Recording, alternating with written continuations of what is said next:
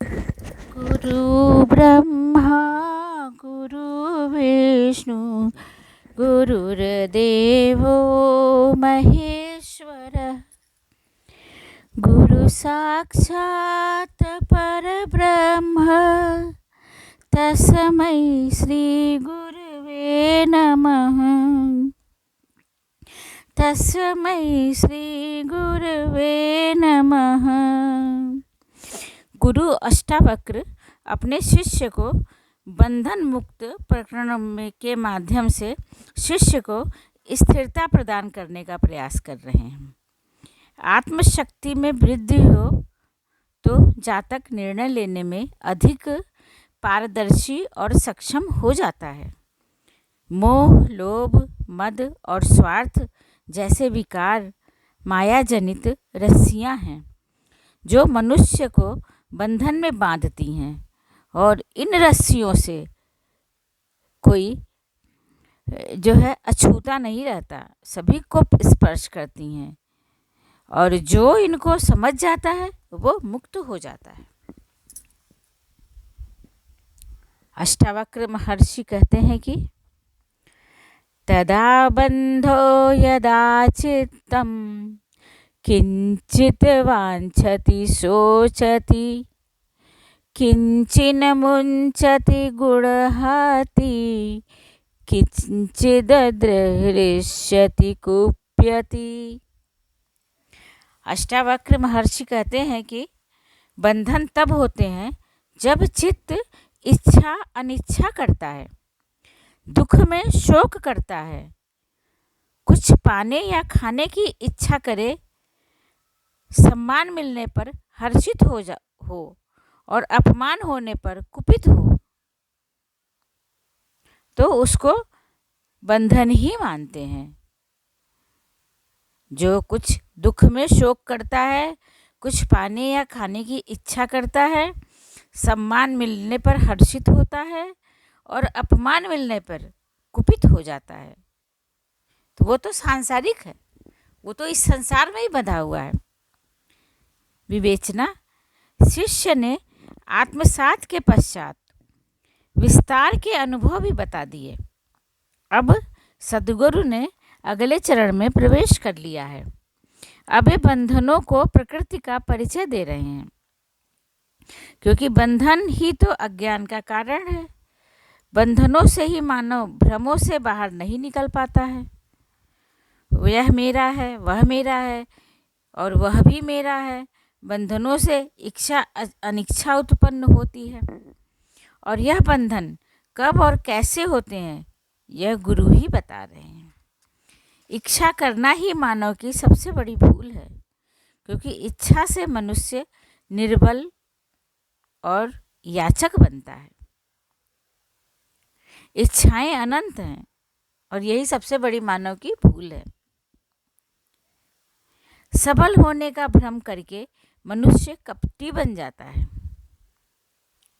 इच्छाओं की पूर्ति के लिए कुछ भी करता है। इच्छा भी बड़ी विचित्र है, एक पूरी हुई कि दूसरी सामने आई। इनका कोई और छोर नहीं है, आदि अंत नहीं है। इच्छाएं अनंत हैं। इच्छाओं का मायाजाल जीवन भर मनुष्य को उलझाए रखता है। अष्टावक्र महर्षि कहते हैं कि जब चित्त में इच्छाओं की उत्पत्ति हो, वह दुख में शोक और सुख में प्रसन्न पाने के प्रयास में रत हो जाए, तो खोने के भय से चिंतित हो जाता है। पाने के भय से खुश हो जाए और खोने के भय से चिंतित हो जाए, तो समझो यह बंधन ही है, माया का बंधन है। इससे हमें एक आत्म साक्षात्कार किए हुए पुरुष को इन सबसे दूर रहना चाहिए। पुरुष का यहाँ हमारा मतलब है आत्मा को। शरीर और देह तो ये हमारे ऊपर कवच मात्र है, खोल है। इसके अंदर आत्मा निवास करती है, जीव निवास करता है। जिस सांसारिक रूप में जिस जीव को बोलते हैं वो आत्मा है। वो आदि अनंत है, उसका ना आदि है ना अंत है। वो एक ही चीज़ से उत्पन्न हुई, आत्मा से उत्पन्न हुई, और आत्मा में ही उसको सब कुछ है। तदा मुक्तिर्यदा चित्तं न वाञ्छति न शोचति न मुञ्चति न गुणहाति न हृष्यति न कुप्यति न हृष्यति न कुप्यति। मुक्ति कब समझनी चाहिए? जब चित्त परम शांत हो, तब मुक्ति को समझना चाहिए। वह कुछ पाने की इच्छा न करे, किसी की चिंता से ग्रस्त न हो, न कुछ पकड़ने और छोड़ने की प्रवृत्ति को करे, और न हर्षित और न क्रोधित हो। विवेचना। इस सूत्र में महर्षि कहते हैं कि महर्षि बताते हैं कि मुक्ति का अर्थ बताते हैं, और जनक को समझाकर कहते हैं कि मुक्ति तब जानना चाहिए जब कामना न रहे, वासना न रहे, लोभ न रहे, लालच न रहे, इच्छा न रहे।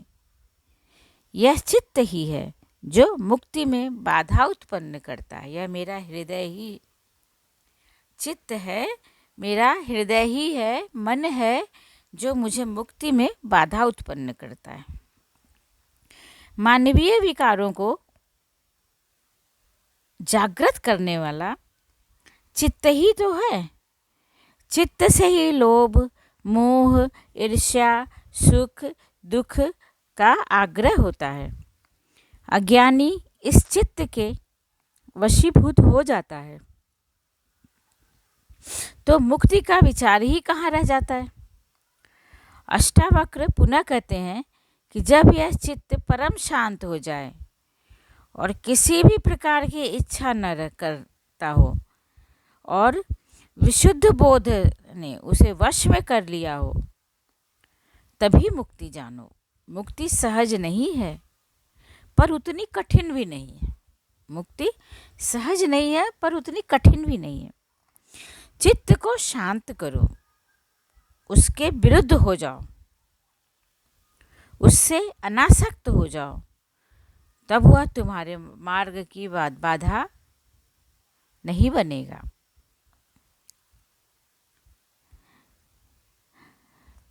तदा बंधो यदा चित्तं सक्तं काश्वपिदृष्टपु।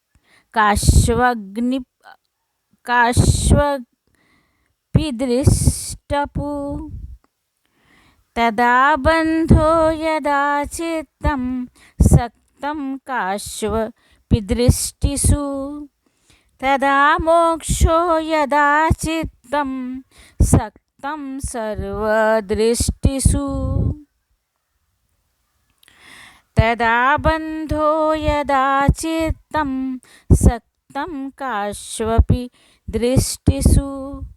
तदा मोक्षो यदा चित्तं सक्तं सर्वदृष्टिषु। बंधन तब है जब चित्त किसी भी सांसारिक आसक्ति में पड़ा रहता है। वह किसी दृश्य या पदार्थ का आकांक्षी है तो बंधन है। इसके इतर मुक्ति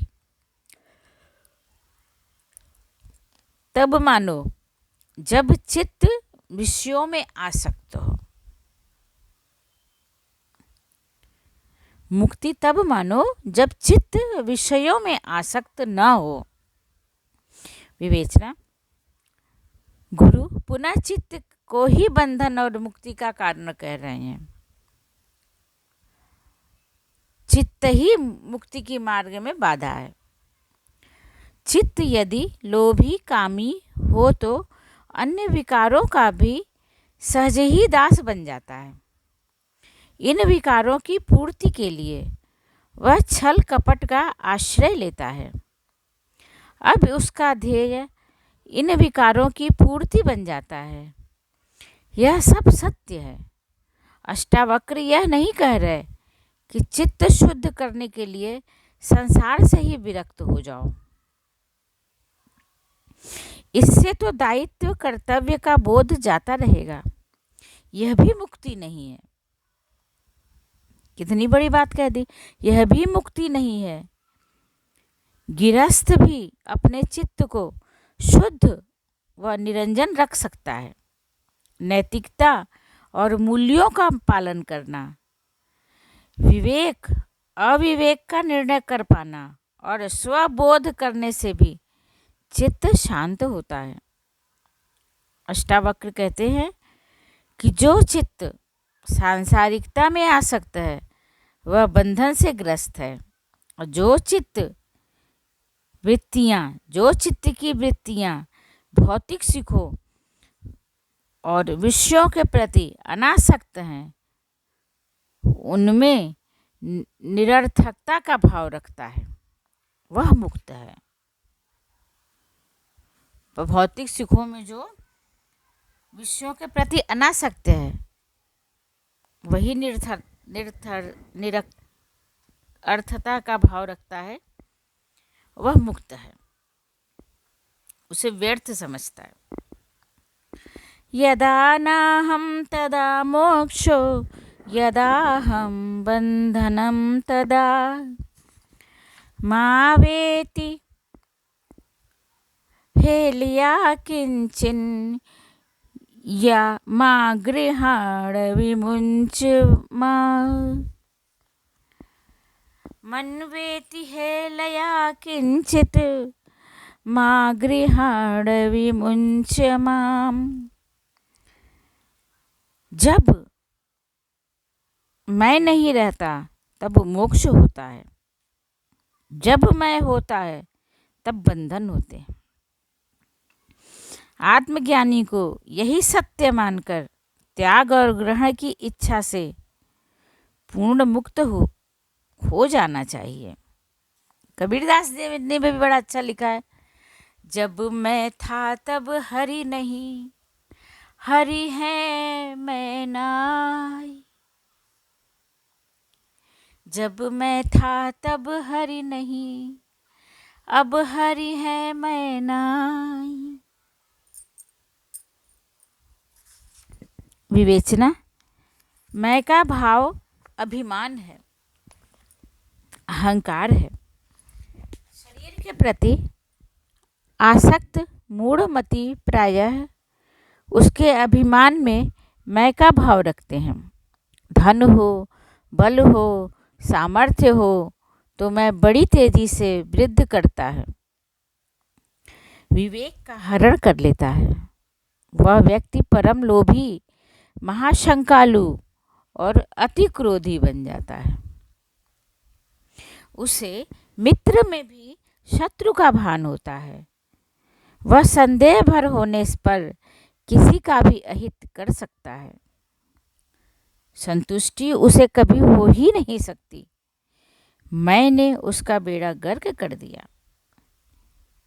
भगवान श्री राम ने रावण से उसके अंतिम समय में कहा था, हे दशानन, तुम्हें मैंने नहीं मारा, तुम्हें मैं ने मारा। श्री राम ने कहा कि हे दशानन, हे 10 सिर वाले, तुमको मैंने नहीं मारा, मैं मतलब अहंकार, तुमको तुम्हारे अहंकार ने मारा। अष्टावक्र कहते हैं जब तक मैं का भाव रहता है तब तक बंधन रहते हैं और आत्म साक्षात्कार नहीं हो पाता। इससे मनुष्य 184 के फेर में पड़ा रहता है, और जब मैं के भाव से मुक्त होकर बोध हो जाता है तो वह बंधन मुक्त हो जाता है। अतः हे राजन, तू मैं होने की व्यर्थता को हृदय में धारण कर और किसी भी प्रकार की इच्छा से मुक्त रह। यह प्रकरण बंधन मुक्त होने का था, जो कि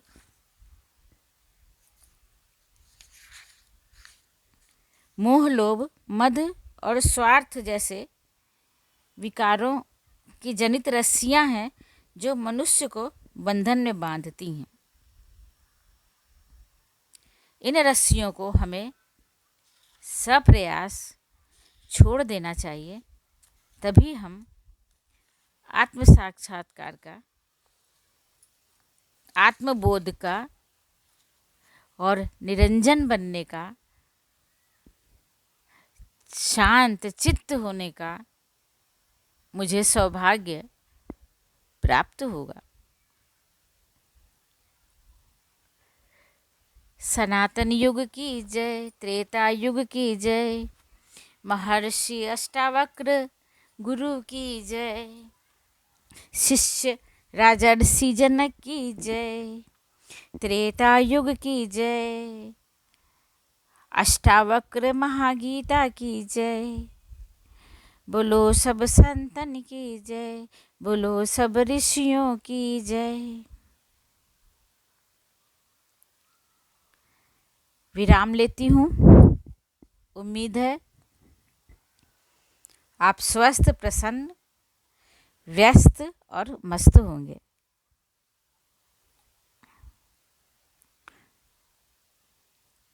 प्रणाम, विराम, नमस्कार,